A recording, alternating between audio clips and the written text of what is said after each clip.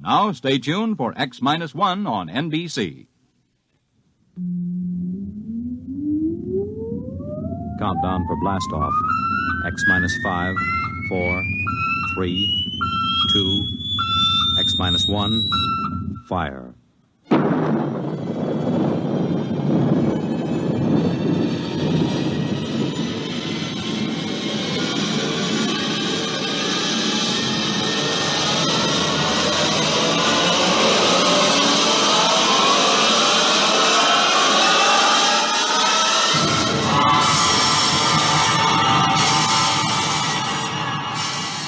From the far horizons of the unknown come transcribed tales of new dimensions in time and space. These are stories of the future, adventures in which you'll live in a million, could be years, on 1,000 maybe worlds. The National Broadcasting Company, in cooperation with Galaxy Science Fiction Magazine, presents X minus 1.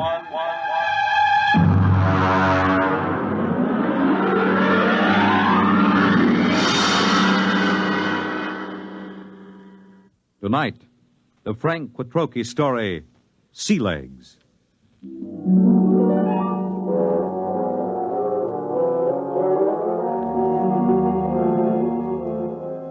I stood in line at the Grav 1 desk with the old notch service record and tapes in my hand and waited for the board processing clerk to speak. The clerk seemed utterly indifferent to the excitement of the men in the line. I wondered how long he'd been out here on this godforsaken Zone 5 planet. Next. Name? Robert Craig. Occupation? Flight officer. Destination? Earth. Earth? Anything wrong with that? Well, I guess not. How long since you've been on Earth, Mr. Craig? Well, I've never been there. My parents left during the second colonization of Cassiopeia. I was born there. Have you ever been in a gravity system? Oh, just briefly. Under drugs, of course. You'll have to go through the gravity conditioning course. Yes, so I was told. Proceed to the airlock chamber on your right and follow the robot's orders. Good luck. You may need it. Next. I went into the chamber and stripped off my clothing while the robot droned its orders. Remove all metal objects from your person. Place them in the plastic tube at your left. Now stand underneath the decontamination tube. Depress the button with your right foot. This is all. Proceed through the green door to the psychometric section. Please respond quickly to orders, and so to not impede the progress of others. Next, please. The door to the psychometric section led into a pleasant but cold-looking room with a single metal desk. A man with a balding, high forehead sat behind the desk. Mr. Craig, have a seat. I'm Captain Wyandotte, the psychological officer. Nice to meet you. Yes, well, let's see your records. You list your destination as Terror. You're certain you wish to go to Earth? Of course I'm certain. You're somewhat aggressive, Mr. Craig. Look, I've been standing in line taking orders from clerks and robots for 6 hours. Every time somebody sees that I'm headed for Earth, I get the fisheye. Are they jealous or what? I hardly think so. You've been a spaceman for 16 years, Mr. Craig. You've been zooming around in the countergraph systems in the outer galaxies without any restraints or self-discipline. Have you ever spent 6 weeks strapped into a grav seat on a space rocket, Captain? There's a good deal of self-discipline involved in that. I think you will find things on Terror require a different kind of self-discipline, Mr. Craig. Well, I'm pretty much aware of what it's like. Are you? I suppose you've heard all the popularizations in the tapezines. Well, Mr. Craig, let me give you a word of caution. It's going to be vastly different. I'm prepared for that, Captain. Can we get going? Naturally. You will undergo a 20-day conditioning course. 20 days? Mr. Craig, you've been in space 16 years. Your body is conditioned to a normal state of free fall, or at best to acceleration. The return to gravity would kill you if you weren't prepared for it. All right, what do I do? Report to Centrifugal Department. Here are your papers. Oh, and Mr. Craig. Yes? Centrifugal is a rather trying ordeal. If during the course of treatment you should change your mind about returning to Earth, you're free to do so. Thanks. I won't.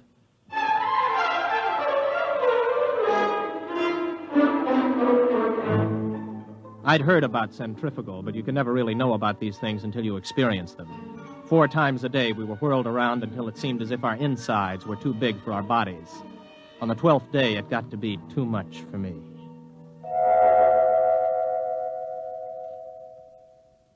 I was in the base hospital for 5 days. My roommate was an old space bum they'd brought in to die with a case of ruptured veins. His name was Charlie Brockman. How you feel, son? I'm pretty good, Charlie. You get discharged tomorrow, I hear. You gonna try it again? I guess so. Why? Only way I'll ever get to Earth. You really want to go? That's right. You talked to anybody been there last 10 years or so? No, you don't get to talk to many people from Earth in the galaxies. Were you ever there? Me? Now, what would an old space bum like me be doing on Terra? Well, I just thought maybe... I done most of my time in Zone 5. Out there, you get to thinking anybody who stays less than 80 light years from Earth is a landlubber. Yeah, I used to think the same.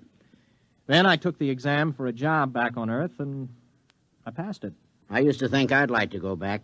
But space was exciting, you know. New and raw. It tugged at your guts, and it sent the blood rushing through your veins. But it was free. No bureaucrat ever lasted 6 months in Grav 5. I had enough hitting atmospheres all over the universe, old man. Maybe you're right. Lean over here, will you? Sure. Unbutton my pajama top, will you? Okay. There's a chain around my neck. Got a little message capsule on it. Oh, yeah, I got it. Do me a favor, huh?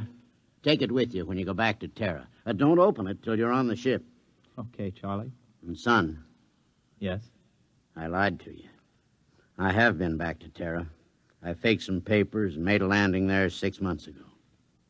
What are you doing back here? I had to leave in a hurry. Why? You'll find out, son. Good luck.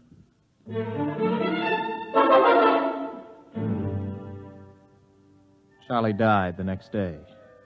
A few hours later, I was visited by Captain Wyandotte, the psych officer. How are you feeling, Craig? Okay. You still want to go back to Earth? Yes? You're completely sure you want to live out your life there, to give up space service for it? Look, we've gone through this, Captain. Now, you tell me that spacemen don't settle down on Terra, yet you won't or you can't tell me why. All right, what's the pitch? Does the Space Service need men so badly that they have to make it impossible for us to go back? That, Mr. Craig, you will have to discover for yourself. You have my authorization to complete your conditioning and return to Earth as a private citizen. I wish you luck. You'll need all you can get.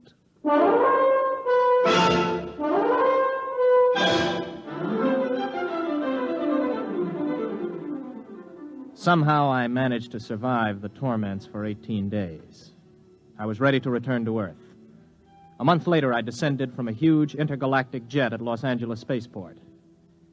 I was dead tired from the trip. I checked in at the nearest inexpensive hotel. This is your room, sir. Just put the bags down, will you? I'll unpack myself. Yes, sir. Just back from outer space, sir? Yeah, that's right. How could you tell? Sea legs. Sea legs? Well, the way you walk. You can tell when somebody's been in the low-grav systems. Oh, well, here. Oh, thanks, Mr. Craig. For another 5 units, I'll tell you where it is. Where what is? You know, the mic. Mike? Okay, make it 3 units. I won't hold you up. You mean a microphone? Yeah, that's right. They wanted to put screens in, but the boss convinced them there ain't any Freedomites ever stay here. Freedomites? Not so loud. You want to get controlled? No. Here's the money. Where is it? It's in the bed illuminator. You can short it with a razor blade. Thanks. You, want any sensation tapes? What are they? You know, mental image tape. Oh, boy, you've been away from Terra a long time. Wait a minute, before you go, son. Yeah? Where's the minerals building? I have to report there for a job interview. Oh, that's in the government cluster. 5th level at X and 2nd. Thanks. I'll want breakfast about 8 o'clock. Well, I'll need your ISS units. My what? Your ration units. I don't have any ration units. You have your ident card? Look, I just got here an hour ago. Oh. Well, you better go see the Civil Control Board tomorrow. If you want to eat, that is. All right, where do I find the control board? Government cluster. But don't worry. If you don't find them, they'll find you.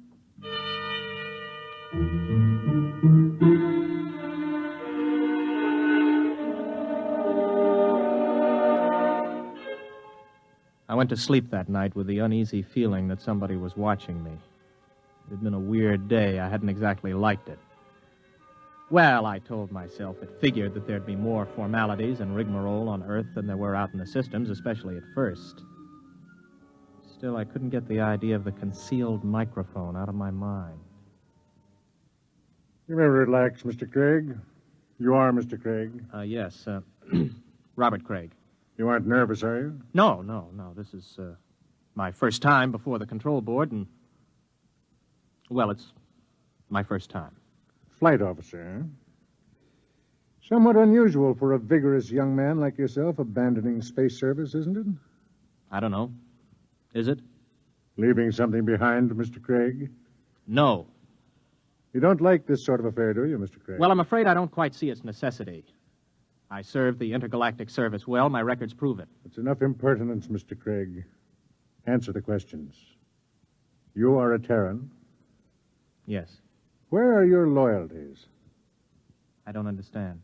Your first loyalties are to intergalactic, is that right? Is there a distinction? Do you wish to be held in contempt of this board? Of course not. And you will confine your responses to simple yes answers. Now, Mr. Craig, we shall begin again. Please try to show restraint of emotion. You are here to petition for an identity card of provisional code 2 type. You maintain that you've never been on Terra before. Indeed, you state that you've never had a political affiliation. Yes. What are your reactions to the latest acts of the Liberal Party? I have none. You do not condemn the Liberal Party? Well, Then you must favor it. I don't know anything about it. Now then, Mr. Craig. The import service report shows that you passed your test aboard your ship. You were unable to accomplish this through night study. Yes. Yet you maintain in your application that you had considered the space service a career. I changed my mind. Oh, you changed your mind. I see. I see, too, that you have petitioned the board for a private means of conveyance. Why do you wish to own your own transportation vehicle? To make it easier to get around, I report to my job, and What job? I passed the exam for the import service. I report today Where are you living, Mr. Craig? at the Star Hotel. Very well. You'll wait outside in the waiting room until you're called again. I waited about 2 hours in the porcelainized waiting room of the Civil Control Board. Then I was called over to the clerk's desk at a small window. He stamped some cards for me. Craig, Here. here's your stuff. Class 1 provisional ident card. Sign it and fingerprint it. Don't lose it. If you do, you'll be picked up by the control agents. I petitioned for a Class 2 card. You'll get a Class 1. This entitles you to maintain an apartment in the lower level of the Beverly Project. Here's your clothing ration. You'll have to turn in that leather flight jacket. No, wait a minute. I had this made on Chuan. Listen, I can remove the insignia. That is not the point. Your clothing ration is defined by law. There are no exceptions. This is your food ration. What's all this medical stuff on the card?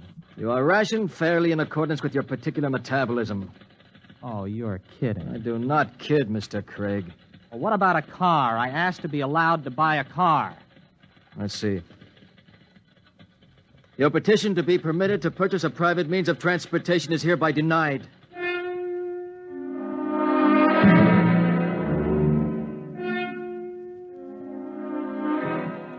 I walked out of the control board feeling like a man who has just come out of free fall into a hypergravity system. Instead of reporting to the import service for my initial job interview, I walked around the city. I don't know how long I walked, maybe an hour, maybe 2. After a while, I came to the outskirts of old Los Angeles. There was a big fence around it and the usual signs. Radioactivity. Beware. With just a pile of rubble and twisted girders. I looked at it for a while and then turned around and headed for the intergalactic freight office. So you figure you made a mistake. Yeah, that's right. You don't hear much about terror out there. And you want me to sign you back into Intergalactic? Yes. You got any character references? No, not here on Earth, but I can post a good-sized bond if they'll release my ISS units. What's your rating? I can handle anything up to 15 G's acceleration on my old license. You got a Terran contract with import service, you said? I haven't started work yet. Look, kid. Mr. Craig, is it? How long you been on Earth? 2 days. So you're a spaceman. Flight officer, ex-flight officer. You know how to navigate through 4-star zones and the asteroid belt thrown in. You got a license for 15 G's, could get 5 more with a check flight. You got enough brains to pass the import senior routers exam. But you ain't got enough sense to come in out of the rain. We get guys like you every day. You're hot, you're big, you're raring to go. But you ain't gone nowhere. I'm listening. I don't know how you got here, Craig. Maybe you did quit honorable, or maybe you went and burned up a colony someplace. That would be in my records. The point is, it don't make any difference. Nobody leaves Terra without a permit. Nobody gets a permit to go back to space once he hits this old apple. Why not? They afraid somebody will tell what it's like? Oh, son, you got things to learn. One is you don't go shooting off your mouth. Another is Terra's changed a lot since the radioactive wars. We're going places, doing things. Big places, big things. You've got to fit into that, kid. Move with it. Stick around. You still got your sea legs. You're gonna like it here. You can make a quick dollar and spend it quick, too. But you'd better smarten up, or you'll finish scrubbing radioactive dust off girders. That's the story, huh? The whole story? That's it. Everything runs by a system. And, son, you can't buck the system. Yeah. I don't suppose there's any place around here a guy could get a quick drink. Oh, yeah, out at the end of Y Street, they got a little place you can buy Acadian tars. Plutos, they call it. Thanks. Yeah, get it out of your system and then settle down. That's my advice. Thanks. So long. Get me the control agent. He just left here. He's on his way to the Pluto Cafe.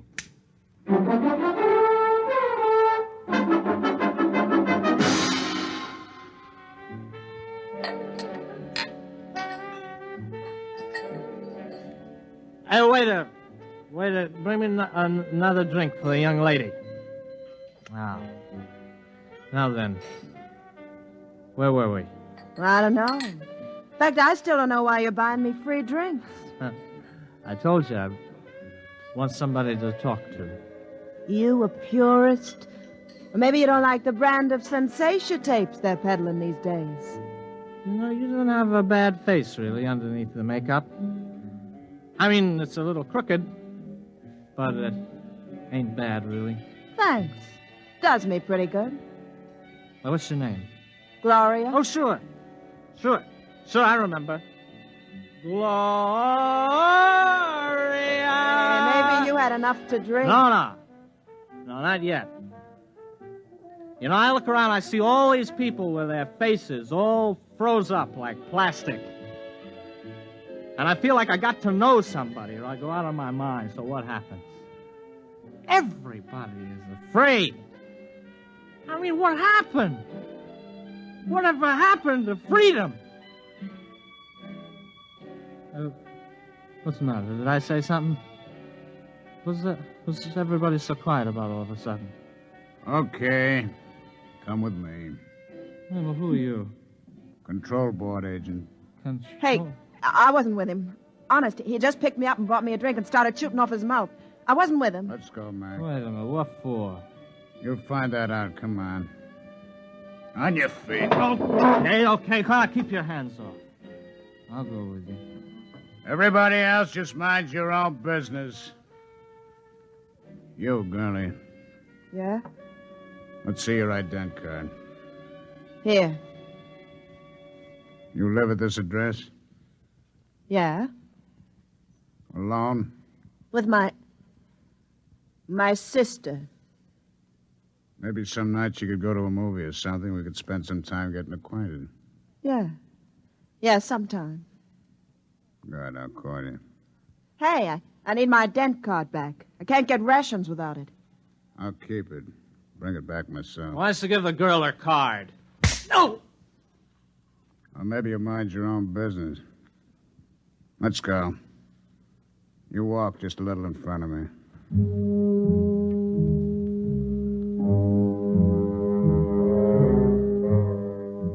He was a big man, maybe 250 pounds, and he shuffled when he walked. He'd hit me right across the right shoulder with a sort of rubber truncheon. Now it began to ache. We're walking along a sort of back street. Everywhere in the universe there were such streets. Streets where you could find freedom in anonymity, a compromise between lawlessness and law. They are permitted by the authorities because it is necessary to have a place for those who are not permitted elsewhere. Okay, step into the doorway. Hurry up, you fool. We're being followed. Well, we're followed by whom? Don't ask questions. Who's you told? Don't I have any rights? You got the right to get hit over the head unless you do what you're told. Now, quit. Hey, come in. In here. Hurry. Hey, who are they shooting at, you or me? Both of us. Down these steps. Stop! Stop or we'll fire! Through this door. Now, duck behind that pillar. Don't make a sound. You see them? Not a trace. Come on, they probably slipped out. Walk through the tunnel behind you. One false move and you're finished. Go on.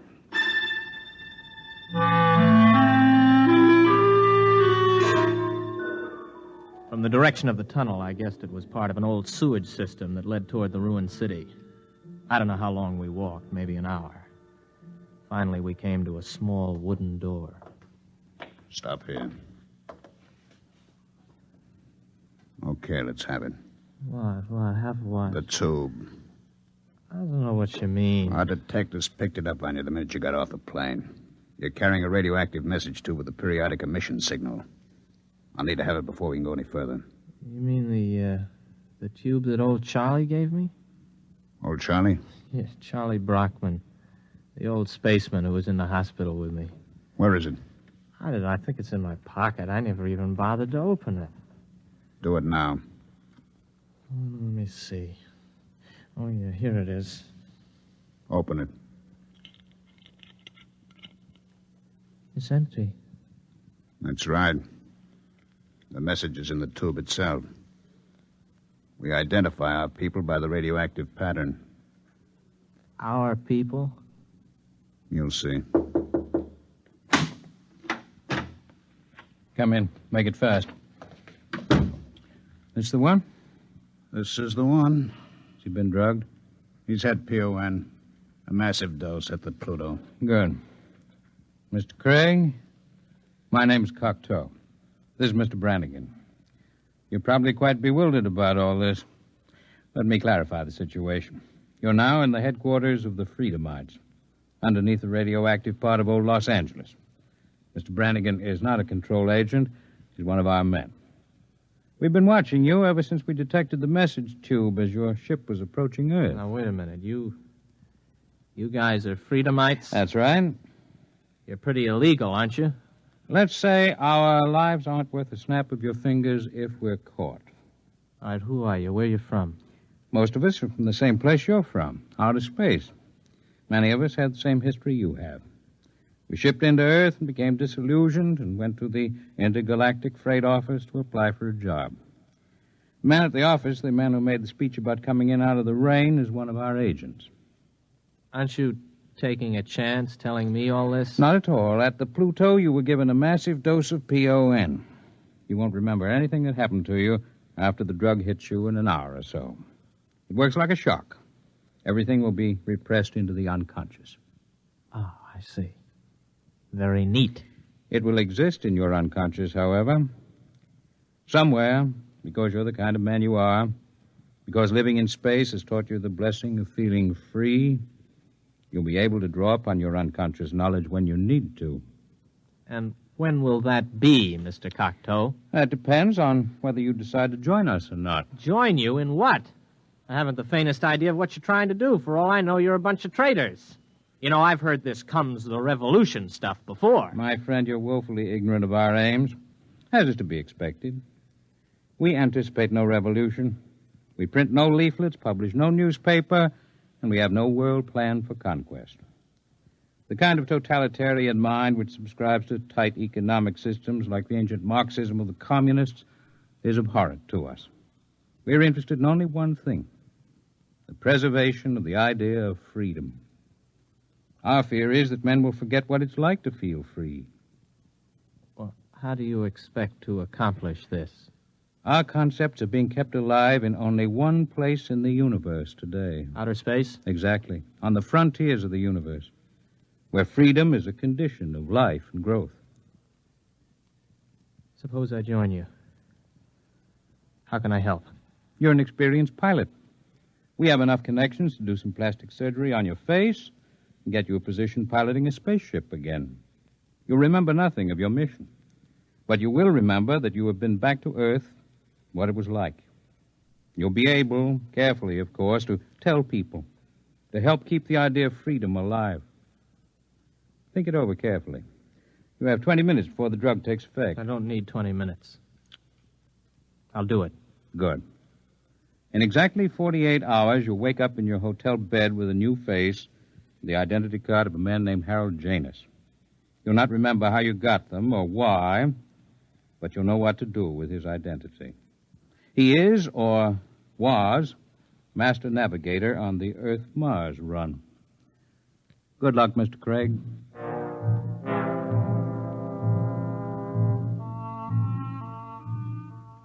I woke up in the hotel bed, feeling like a man who has hung one on but good.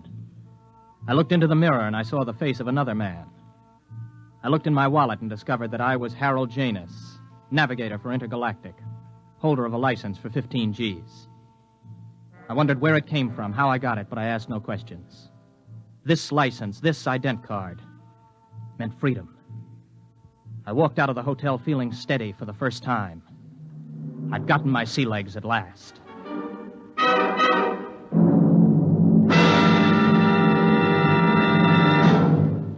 You have just heard X-1, presented by the National Broadcasting Company in cooperation with Galaxy Science Fiction Magazine, which this month features The Venus Trap by Evelyn E. Smith. One thing man never planned to take along into space with him was the eternal triangle, especially a true blue triangle like this one. Galaxy Magazine, on your newsstand today. Tonight, by transcription, X-1 has brought you Sea Legs, a story from the pages of Galaxy, written by Frank Quattrocchi and adapted for radio by George Lefferts. Featured in the cast were William Redfield, James Stevens, Stan Early, Charles Penman, James Dukas, Richard Hamilton, Jack Orison, Jack Grimes, Craig McDonald, Ralph Bell, Kermit Murdoch, and Frederica Chandler. Your announcer, Fred Collins. X-1 was directed by Daniel Sutter and is an NBC Radio Network production.